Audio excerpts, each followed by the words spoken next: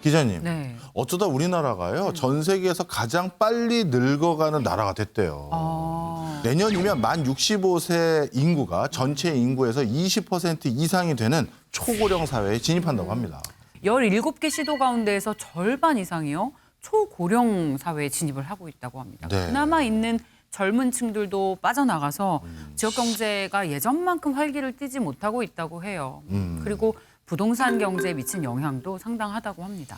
네, 그래서인지 정부가 나름대로의 대안을 찾아내서 기발한 아이디어라고 내놓은 게 있습니다. 인구 소멸 때문에 집값이 떨어지고 지역 경제 활성화가 어려워지고 있는 지역에 집 한 채를 더 사면 다주택자로 인한 여러 규제에서 완화해주겠다. 이 대책을 내놓은 거예요. 쉽게 말해 인구 감소하는 지역에 집 하나, 세컨홈 하나 만드시는 거는 국가에서 권장해 드립니다. 이런 내용인 거죠. 그렇군요. 세컨홈 가지기 정책, 네. 뭐 그렇게 말할 수 있겠네요. 그 인구 감소 지역이 구체적으로 어디이고 또 정말 집 한 채 추가로 더 투자해 볼 만한지 부동산 관련 세금 전문가가 계셔서 모셔봤습니다. 이장원 세무사입니다.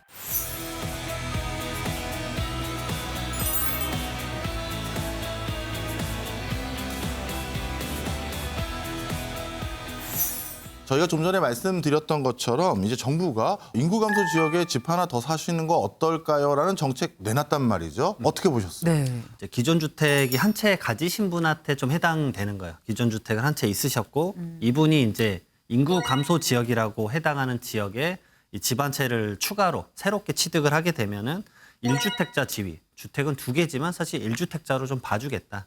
이른바 이제 세컨드 홈이죠. 약간 별장 개념인 것 같아요. 주중에는 이제 도시에 좀 있고, 그다음에 주말에는 이제 시골에 좀 있고, 네. 도심을 벗어나서 또 일정 시간을 좀 보내고 싶어하는 나이 드신 분들이 많으시니까 그분들의 니즈에는 이제 세컨드 홈이 또 목적 적합할 수도 있겠다라는 생각은 합니다. 네. 자, 그렇다면 기자님, 전 이게 제일 먼저 궁금해요. 네. 도대체 이번에 집 한 채를 더 사도 된다고 허락받는 인구 감소 지역, 이게 사실 많은 게 좋은 건 아닌데 그래도 꽤 많을 것 같거든요. 어디입니까? 자, 지도 보면서 소개해 드릴게요. 자, 인구 감소 지역으로 지정된 지역은 89곳이에요. 이 89곳 중에 군 단위 지방뿐만 아니라 부산이나 대구 등의 광역시 일부도 포함이 돼 있고요. 수도권에서는 인천 광화군 그리고 옹진군, 경기 가평군과 연천군이 지정돼 있습니다. 네.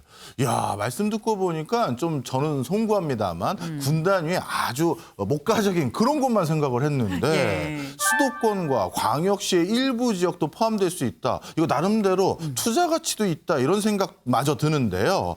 어떻습니까? 이게 아직 다 결정이 된 겁니까? 결정이 아직 확정되진 않았습니다. 그래서 적용 지역에 대해서 구체적 여건 자체가 발표되지 않았기 때문에 사실은 아직 취득하는 건 좀 고민해 보셔야 될 것 같고요.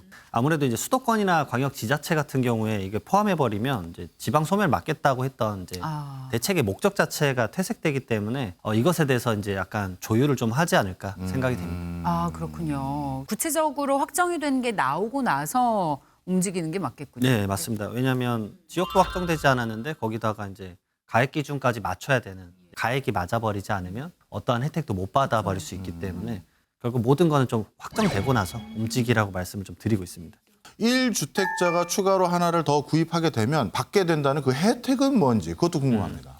사실 이 혜택이 조금 제 입장에서 좀 부족하다고 생각되는데 3가지 있습니다. 세금에 대해서는 3가지인데 재산세, 이제 종합부동산세, 그다음에 양도소득세입니다. 그래서 먼저 재산세부터 말씀드리면 수도권에서 9억 원 이하 주택 갖고 있다. 이분이 이제 추가적으로 인구 감소 지역의 주택을 구입을 하게 되면 이제 1주택자로 봐주는 거예요. 세율 자체가 0.05% 정도 더 낮았었거든요. 네. 이제 그게 좀 적용이 되는 게 있고 세금을 매길 때 이 공정시장가액 비율이란 게 있는데 2주택자는 60%거든요. 이제 이거를 1주택자인 43에서 뭐 45% 이걸 유지해주겠다라는 부분입니다.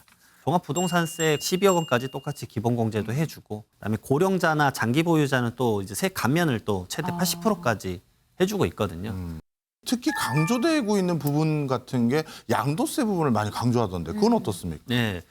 이 조세특례제한법 99조 4에 사실 이게 적혀져 있는데요. 예. 이제 기존 주택 하나 있다가 이 농어촌 주택을 취득을 하게 되면은 신규 주택 취득하고 3년 이내 팔아야 비과세를 받을 수 있는데 3년이 지나도 비과세 해줄게라는 제도가 이거였거든요. 네, 네. 근데 이 농어촌 주택 요건에 인구 감소 지역이 추가된 겁니다. 예. 결국은 이제 세컨드홈이라고 해서 오랫동안 길게 두 주택을 보유하더라도 기존의 주택에 대해서 비과세 받는 거는 언제든지 해줄게 라는 요건을 주는 거죠. 그래서 하나씩 더 구입을 하고 그 지역도 가서 지역 경제 활성화도 좀 도움을 주면 좋겠다라는 게 이 내포되어 있는 제도의 이제 핵심 같습니다. 네. 취득세도 궁금합니다. 취득세는 안 깎아주나요? 제가 이 제도에서 좀 부족하다고 가장 크게 느꼈던 게 첫 예. 번째가 취득세였거든요. 사실 처음 구입할 때부터 좀 세금을 깎아준다 그러면 구입할 때 의사결정에 큰 도움이 될 거예요. 예. 근데 이제 취득세 혜택은 지금 아예 논의 자체가 안 돼 있어서 좀 아쉬운 것도 있고 그다음에 주택세에 따라서는 지금 취득세 중과가 계속 유지되고 있는 상황이기 때문에 이거를 취득할 때 내가 취득세를 많이 낸다 그러면 꺼려질 수도 있다라는 서울에도 집이 있는데 이미 인구 감소 지역인 것으로 추정이 되는 곳에 집이 있는 그러니까 기존 보유자들은 이 혜택을 적용받을 수 있나요? 이것도 제가 좀 아쉬운 부분 중에 하나예요. 왜냐하면 이 대책에 나온 거는 결국은 이제 신규 취득에 대해서만 이제 정하고 있다 보니까 기존에 있던 분들은 살짝 약간 붕 뜨는 느낌을 받지 않을까 하고요. 그럼 팔아버리고 다시 사면 되겠네요, 그 집을. 근데 이제 결국은 거래 비용이 발생하니까 그게 좀 아쉬운 것 같아요. 네. 자, 그러면 그 집의 주택 유형 같은 제재는 없나요? 뭐 아파트, 빌라, 뭐 한옥, 땅 이런 거 상관없습니까? 다행히 그것에 대한 제재는 없었어요. 뭐 대부분 이제 많이 빼는 게 이제 아파트잖아요. 네. 아파트는 임대주택도 안 되고 그러는데 그것을 제외하는 요건 자체는 없었어요.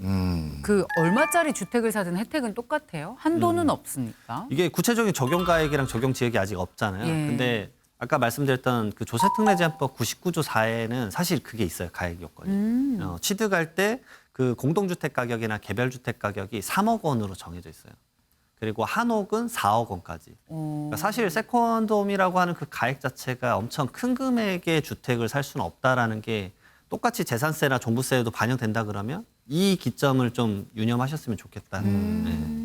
근데 이런 생각도 들어요. 인구 감소 지역이라는 곳이 워낙 넓다 보니까 많네요. 예. 군 단위의 정말 우리가 흔히 말해서 시골이라고 부르는 지역도 있겠지만 예. 수도권이나 특별시, 광역시 중에서는 일부 지역들이 이렇게 인구 감소 지역으로 포함된다면 결국 이 제도 등을 통해서 돈이 몰리는 것은 수도권과 광역시 일부 지역만 부동산 들썩들썩하게 만드는 거 아니냐 이런 걱정도 전 듭니다. 어떻습니까?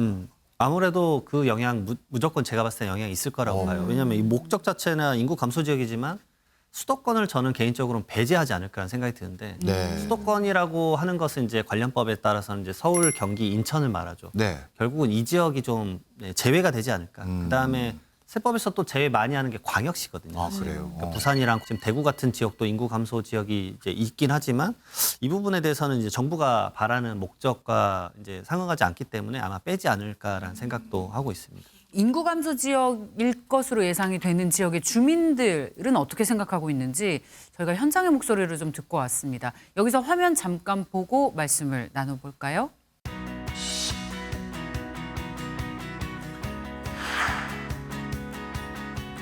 작년 여름부터 줄곧 지금 침체기에 있습니다.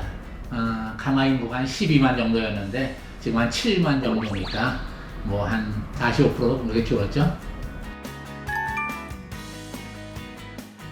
있다고 여겨져요. 가뭄의 단비라고 생각하고요. 정말 좋은 혜택이라고 진작 나왔어야 되지 않나 그렇게 생각이 되어져요. 특별히 요 강화 지역은 뭐 그렇지 않아도 전원주택 세컨주택 찾는 사람이 많이 있었는데 요 수도권에서 강화를 비롯해서 연천, 가평 요 정도는데 기대를 많이 하고 있습니다. 부동산이 사실 실질적으로 경기의 좌표라고 볼 수 있는데 활성화되리라고 보고요. 그로 인해서 다른 경기도 좀 더불어 살지 않을까 그렇게 생각되어집니다.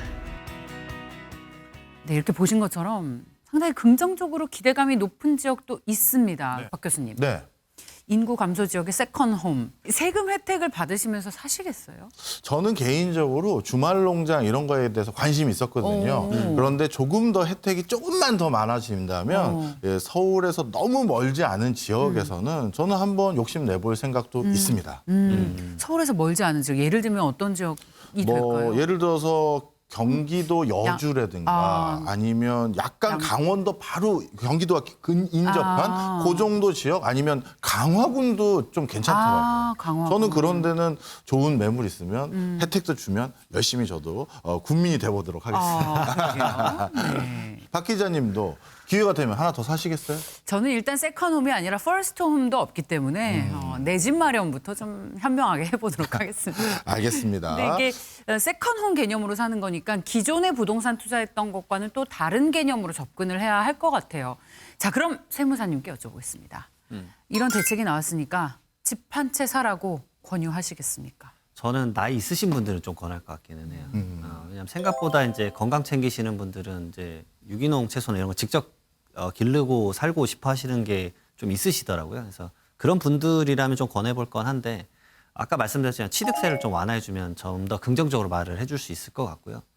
예전에 세컨드홈 처음에 흥했을 때 제가 기억나는 게 이 유일한 지역이 두 군데로 기억이 나요. 강원도나 제주도였거든요. 결국 관광이라는 하나의 뭔가 메커니즘이 들어가야 사람들도 와서 뭐 한 달 살기를 하든 뭐를 하든 유입도 되고 그러면 그런 분들을 위해서 세컨드홈을 취득할 때 세금을 줄여주겠다라는 게 같이 믹스가 된다라고 한다면 이 제도가 좀 더 이제 풍성해지지 않을까 생각이 듭니다.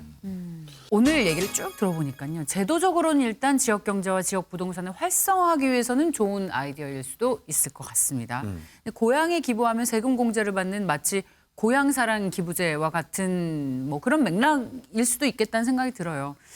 이 제도도 고향사랑 기부제처럼 좋은 성과를 낼 수 있을까요? 제가 봤을 때 제도 보완이 좀 더 있었으면 좋겠다는 생각이 드는데 뭐 고향사랑 기부제 같은 경우 사실은 기부를 하면서도 자기가 추가적으로 더 가져가는 게 아주 강하지 않습니까? 네. 뭐 10만 원까지는 세액공제 100%에다가 30%에 해당하는 이제 지역 특산물도 가져갈 수 있고 지역 경제 활성화도 할 수 있는 거니까.